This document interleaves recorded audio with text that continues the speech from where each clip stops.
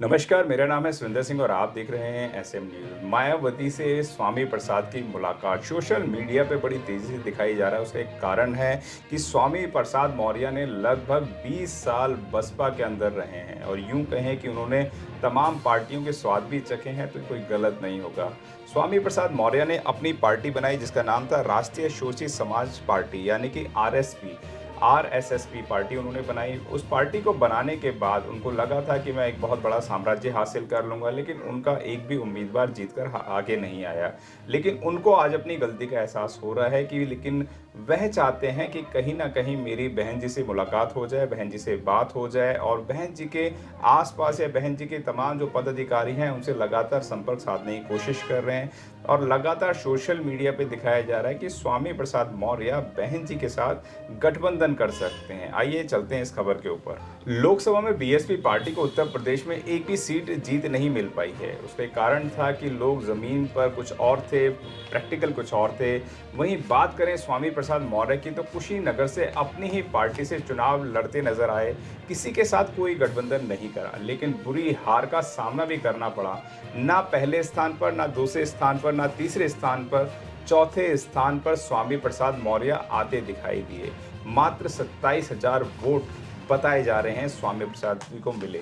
अब ऐसे में उत्तर प्रदेश के 10 सीटों पर उपचुनाव होने वाले हैं।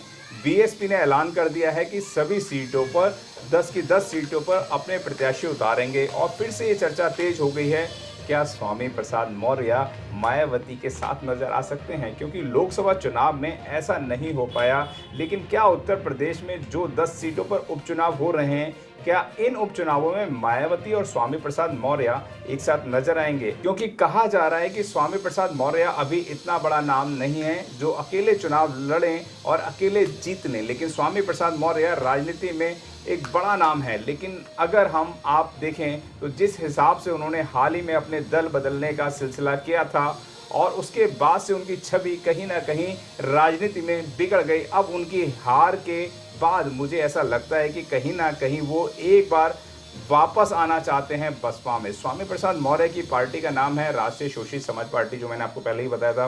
पहली बार चुनाव मैदान में उतरी थी, पहली बार स्वामी प्रसाद मौर्य ने अपने प्रत्याशियों को उतारा था, लेकिन एक भी प्रत्याशी जीत नहीं दर्ज करा सक पाया। कारण यही रहा क्योंकि राजनीति में आपकी पार्टी का स्तर अभी इतना बड़ा नहीं था। स्वामी प्रसाद मौर्य की पार्टी का राजनीति में अभी पार्टियों में उनको अभी बहुत सारा फेरबदल करना पड़ेगा या किसी ना किसी के साथ कोलैबोरेशन करना पड़ेगा या गठबंधन करना पड़ेगा। यानी स्वामी प्रसाद मौर्य को लोगों ने बिल्कुल से नकार दिया है। तो वह अब चाहते हैं कि जिस पार्टी के अंदर उन्होंने काम किया था उसी पार्टी के अंदर दोबारा चले जाएं। बहन जी के यहाँ पर उनको बड़ा रुतबा मिला था, बड़ी शान मिली थी और वहीं से उनकी राजनीतिक की कैरियर की शुरुआत भी हुई थी। जिस हिसाब से इस वक्त का स्वामी प्रसाद मौर्य की स्थिति बिगड़ रही है, कुशीनगर में उनकी हार हुई है, उनकी बेटी कहीं ना कहीं बीजेपी से नाराज भी है क्योंकि बीजेपी ने उनकी बेटी को टिकट भी नहीं दिया था, यानी बागी प्रत्याशी हो सकती है, ऐसी सोशल मीडिया पे खबर दिखाई जा रही है। हालांकि औपचारिकता मोहर नहीं है, लेकिन स्वामी प्रसाद मौर्य गठबंधन स्वामी प्रसाद मौर्य करते हुए नजर आएंगे क्योंकि मायावती की भी हार हुई है, लेकिन मायावती की पार्टी का जनाधार बहुत बड़ा है। बीएसपी का जनाधार से बीजेपी, कांग्रेस, समाजवादी पार्टी सभी डरते हैं क्योंकि बसपा के पास ही एक कैडराइज वोट है जो वहीं सुरक्षित रहता है, बाकी वोट इधर उधर शिफ्ट भी हो जाता है। तो स्वामी प्रसाद मौर्य जो है वोट को साधने का काम करते हैं। स्वामी प्रसाद मौर्य भले ही उनको अकेले चुनाव लड़ा, हार गए, लेकिन कहीं ना कहीं उत्तर प्रदेश में राजनीति में जो जरूरत एक बड़ा चेहरा है, क्योंकि ऐसी कोई पार्टी नहीं जिसका स्वामी प्रसाद मौर्य ने स्वाद ना चखा हो। चाहे भारतीय जनता पार्टी की बात कर लें, चाहे समाजवादी पार्टी की बात कर लें, चाहे बीएसपी की बात कर लें, तीनों पार्टियों में रहे हैं और अहम पदों पर रहे हैं। क्योंकि स्वामी प्रसाद मौर्य अपनी जो ताकत थी उसको दोबारा से लाना चाहते हैं। स्वामी प्रसाद मौर्य अब कुछ भी नहीं है, लेकिन वह चाहते हैं कोई ना कोई पार्टी उनको वापस बुलाए। बीजेपी में जाने का उनका रास्ता बंद है। समाजवादी पार्टी के अंदर जब उनको निकाला गया या उन्होंने छोड़ी क्योंकि उनके कुछ बयानबाजी थे जिसकी वजह से उनके अंडरस्टैंडिंग उनके साथ बहुत अच्छी नहीं बनी समाजवादियों के साथ, तो कहीं ना कहीं जो उनके पास आखिरी घर बसता है वो इस वक्त जो बसता है वो बीएसपी का बसता है। और बीएसपी, बहन जी वैसे ही बहुत नरम दिल की हैं क्योंकि बहन जी ने कई लोगों को माफ़ किया है। बहुत सारे, जैसे आपने देखा होगा कि बहन जी के साथ एक गैस काउंट हुआ था, लेकिन उसके बावजूद भी बहन जी ने समाजवादी पार्टियों के साथ गठबंधन किया उन्होंने उनको माफ़ करने का काम किया। बहन जी ने अखिलेश यादव को माफ़ करने का काम किया, समाजवादी लोगों को माफ़ करने का काम किया। उसके बावजूद भी बहन जी ने गठबंधन के साथ चुनाव लड़ा था। राजनीति जो है मौका परिस्थितियों को देखते ही से ही बदली जाती है। जब आपको ज़रूरत होती है तो वह कहते हैं राजनीति के अंदर ना तो आपका दोस्त है और ना ही आपका कोई दुश्मन है। तो आप समझिए कि यह जो चीज़ें हैं ये फिर दोबारा से बदल सकती हैं। स्वामी प्रसाद मौर्य की पुनः वापसी हो सकती है बहुजन समाज पार्टी के अंदर, और यहाँ तक कहा जा रहा है कि अपनी पार्टी का विलय इसके अंदर कर लेंगे बहुजन समाज पार्टी के अंदर। और ये भी कहा जा रहा है कि वह बहन जी से बहुत किसी भी कंडीशन पे आकर कंप्रोमाइज़ कर सकते हैं। अब देखना यह है, क्योंकि आकाश आनंद को एक बड़ी जिम्मेवारियां मिली हैं। अब आकाश आनंद को जो जिम्मेवारियां हैं वह अब बहुत कुछ बदलने वाले हैं। आकाश आनंद ने अपने मंचों से ये भी कहा है कि वह जितने पदाधिकारी हैं उनके अंदर भी काफ़ी फेरबदल करने वाले हैं। आकाश आनंद ने सोशल मीडिया पे कहा है कि युवाओं की हम लोग टीम तैयार करेंगे, IT सेल तैयार करेंगे और इंटरनली बहुत बड़ी राजनीति को तैयार करने लग रहे हैं आकाश आनंद, क्योंकि युवा चेहरे हैं, उनके पास विदेश की पढ़ाई है, उनके पास सामाजिक क्रांति है, उनके पास बहुजन मिशन मूवमेंट के लोग हैं, उनके पास कैडराइज टीम है, यानी कि पूरे देश के अंदर जो सबसे ज़्यादा अनुशासनीय तरीके से काम करती है BSP करती हैं।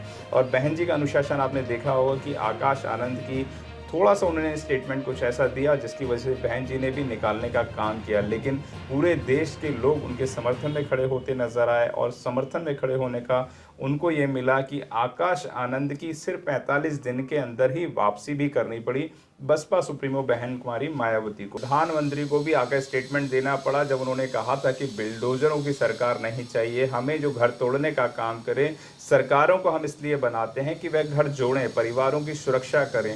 लेकिन यह स्टेटमेंट वायरल होते ही नरेंद्र मोदी जी भी फ्रंट पे आए और उन्होंने कहा हम तोड़ने की राजनीति नहीं करते, हम जोड़ने की राजनीति करते हैं। तो आप समझिए कि अगर उनके एक एक स्टेटमेंट पे इतनी बारीकी से नज़र रखी जा रही है, जबकि आपने अखिलेश यादव के भी स्टेटमेंट देखे होंगे, कांग्रेस के भी आपने राहुल गांधी के स्टेटमेंट देखे होंगे, लेकिन बहुत ही कम समय के अंदर जो है वह बहुत जिम्मेवारी से जवाब देते हैं आकाश आनंद, और बहुत ही सधे हुए शब्दों को मर्यादा में रहकर सवालों जवाब देते हैं। और सोशल मीडिया में जब चुनाव चल रहे थे 2024 के लोकसभा के चुनाव, तो सोशल मीडिया का कोई भी ऐसा चैनल नहीं था जहां पर आकाश आनंद ने इंटरव्यू ना दिया हो। व्यक्तिगत तौर से बहुत जल्दी मुलाकात करते थे, पुरुषों से मुलाकात करते थे, प्रोटोकॉल को तोड़कर लोगों के बीच में घुस जाया करते थे प्रोटोकॉल के अंदर, जब हम लोगों ने भी कई बार उनसे मुलाकात करी।